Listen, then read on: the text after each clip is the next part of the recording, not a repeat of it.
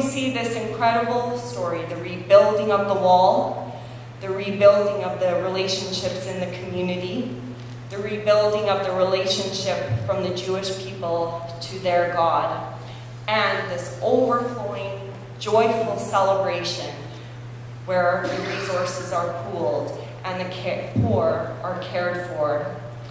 It is the joy of right relationships to God and to others.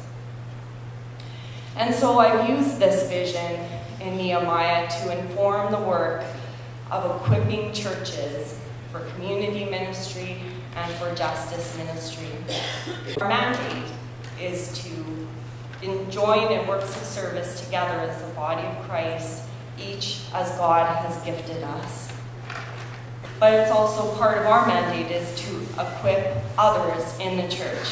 And equipping others produces more fruitful ministry. We become multipliers. And so I've met many people here today who are leaders, who are passionate and knowledgeable about justice. And so I encourage all of us to take this knowledge and bring it to others in our churches and to be multipliers in that way.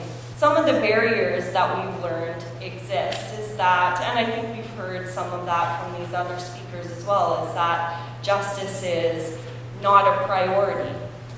Maybe we're more concerned with our own needs within our church, or we just don't see or have connections to the needs.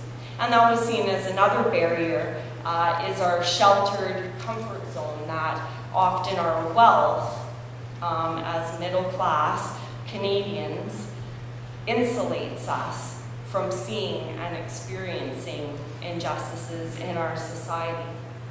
Many of us have busy lifestyles and are working hard to maintain our financial position, which also doesn't give us a lot of time to engage in the issues, to learn more, and to meet with people and have conversations. We may have negative stereotypes which prevent us from having that conversation with someone who is different from us. Some of the enablers that were mentioned that really help churches engage in issues of justice was one. The number one was the biblical vision.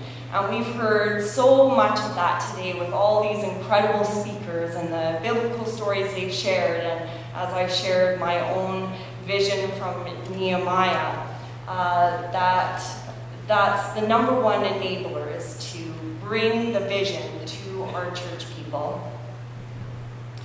The second major enabler is personal experience, to hear stories such as we did from Isidore, to hear these personal stories, to attend events such as the Truth and Reconciliation Commission, which was here in Vancouver in September. When people experience and hear the stories of injustice, that is when they are converted and begin to engage at a personal level.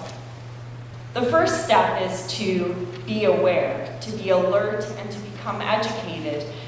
This is the point, as I mentioned, that you would begin to frame that biblical vision. The awareness phase has much to do about God and learning about God and His heart for justice. In the awareness phase, there's much time spent in prayer and asking God to place on your heart or in the heart of your community or your team, where is He leading your church to engage in justice or in confronting injustices. There are many causes out there, and not every church can do everything, but just as the Israelites set to rebuilding the wall of Jerusalem, so each one of our churches can take a wall, the broken wall of injustice, and begin to build a solid wall of justice.